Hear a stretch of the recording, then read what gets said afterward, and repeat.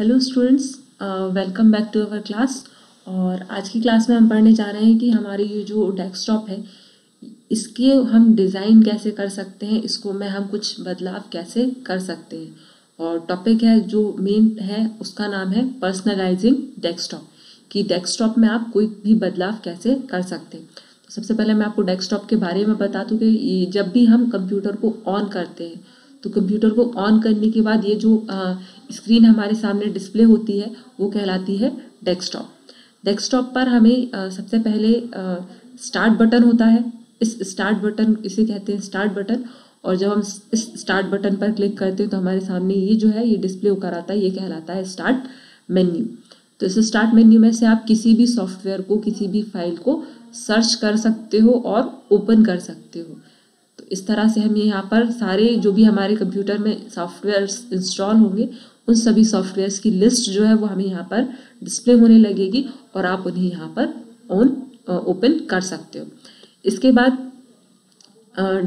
Start button के बाद फिर ये जो एरिया है, ये जो लाइन आपको कहलाती है, ये लाइन कहलाती है टास्क बार। और इस टास्क बार में हमें वो सारे सॉफ्टवेयर्स जो है वो मिलते हैं जो वर्तमान में हमारे कंप्यूटर में ऑन होते हैं या जिनकी हमें बार बार ज़रूरत पड़ती है, उन्हें हम यहाँ पे ऐड करके रख सकते हैं। जैसे मुझे बार बार कैलकुलेटर की ज़रूरत होती है तो कैलकुलेटर को मैंने अपनी टास्क बार से अटैच करके रखा है और जैसे ही मैं इस पर क्लिक करती हूँ तो मेरा कैलकुलेटर जो है वो ओपन हो जाता है।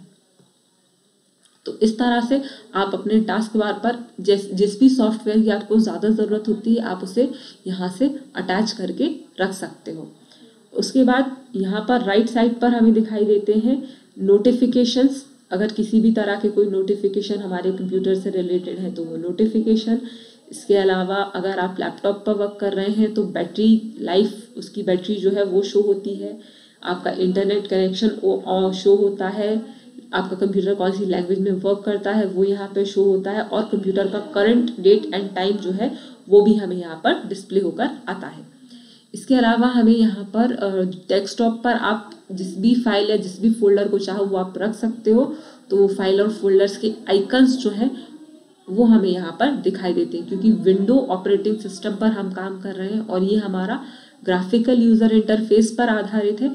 तो इसमें सभी चीज़ें हमें जो है वो छोटे छोटे ग्राफ के छोटे छोटे आइकन्स के रूप में दिखती हैं। तो यहाँ पे हमें एक फोल्डर का आइकन शो हो रहा है और दूसरा हमें यहाँ पर हमारे रिसाइकिल बिन का आइकन शो हो रहा है।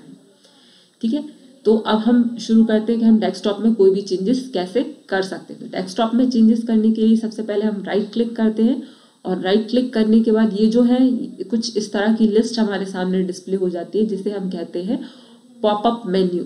इस पॉपअप मेन्यू में से सबसे लास्ट ऑप्शन हम सिलेक्ट करते हैं पर्सनलाइजेशन। और इस पर्सनलाइजेशन ऑप्शन के अंदर हम काम करते हैं और जैसे ही पर्सनलाइजेशन ऑप्शन पर हम क्लिक करते हैं तो हमारे सामने ये जो विंडो है ये कुछ इस तरह से डिस्प्ले होकर आने लगती है। इस पर्सनलाइजेशन विंडो के अंतर्गत हम अपने विंडो डेस्कटॉप में कोई भी चेंजेस कर सकते हैं। सबसे पहले हम सिलेक्ट करते हैं बैकग्राउंड ऑप्शन को। तो जैसे हम बैकग्राउंड ऑप्शन पर क्लिक करते हैं तो हमारे सिस्टम का जो बैकग्राउंड है, मतलब हमारे डेस्कटॉप का जो बैकग्राउंड है उससे रिलेटेड ऑप्शंस हमें यहाँ पर दिखाई देने लगते हैं। मैंने अपने सिस्टम के जो डेस्कटॉप है उसमें स्लाइड ऑन रखा है कि जो भी वॉलपेपर्स हैं वो हर 30 मिनट बाद अपने आप ऑटोमेटिकली चेंज होता रहे। तो ये सेटिंग मैंने अपने सिस्टम में करके रखी है और आप चाहें तो आप भी यहाँ पे किसी भी तरह के चेंजेस अपनी फाइल में अपनी डेस्कटॉप पर कर सकते हैं।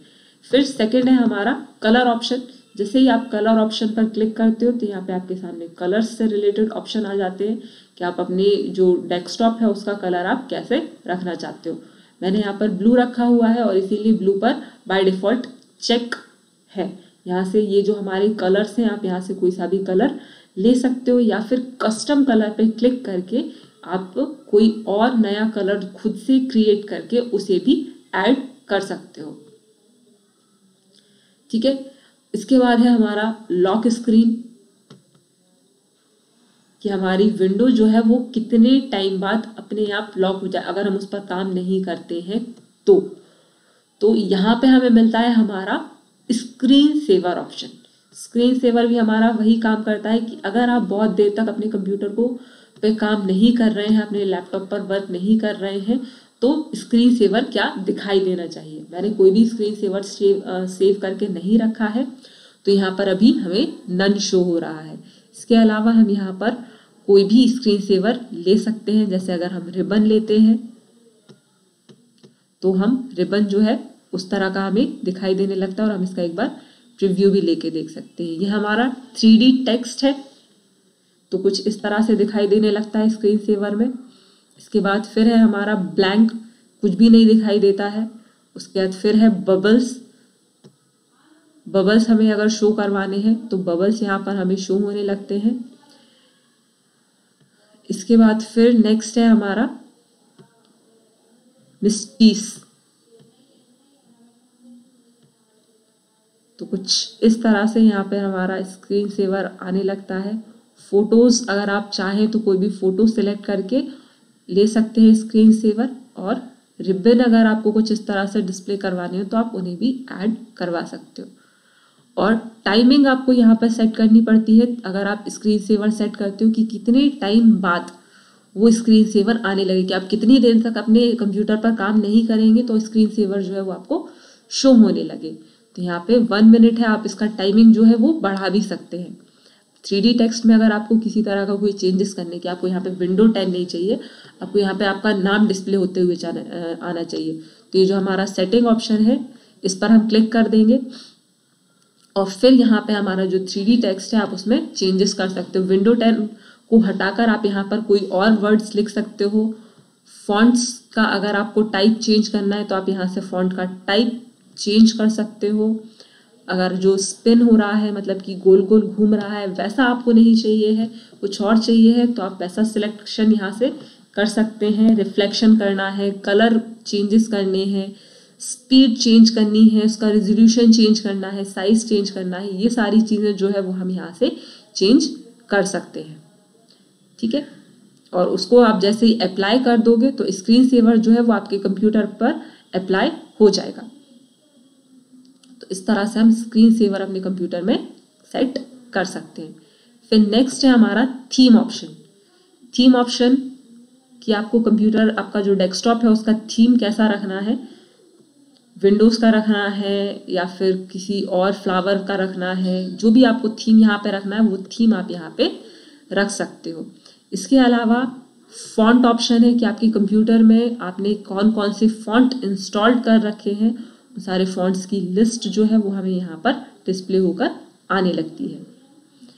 तो इस तरह से हम यहाँ पे फॉन्ट पे काम कर सकते हैं।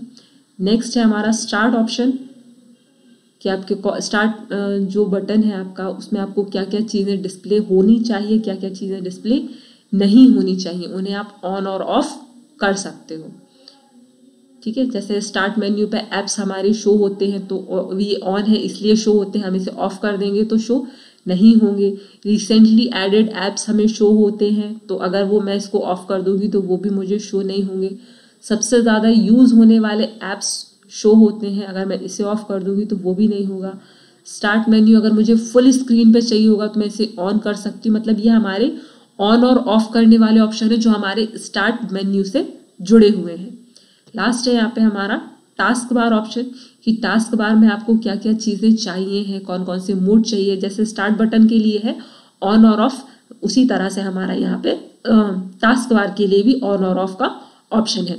तो इस तरह से हम अपने विंडो को जो है वो पर्सनलाइज यहाँ पर कर सकते हैं इन सभी ऑप्शंस की हेल्प से। ठीक है, इसके बाद ये जो है ये है हमारा रिसाइकल बिन। तो इसके बारे में हम नेक्स्ट जो हमारी क्लास है उसमें पढ़ेंगे, और आज की क्लास में हमने पढ़ा है सिर्फ कि हम विंडो को पर्सनलाइज कैसे कर सकते हैं। तो अगर आपको इस वीडियो से रिलेटेड कोई भी डाउट हो तो वो आप पूछ सकते हैं, मैं आपके लिए ये क्लास जो है फिर से रिवाइज कर दूंगी। आज की क्लास के लिए इतना ही, धन्यवाद।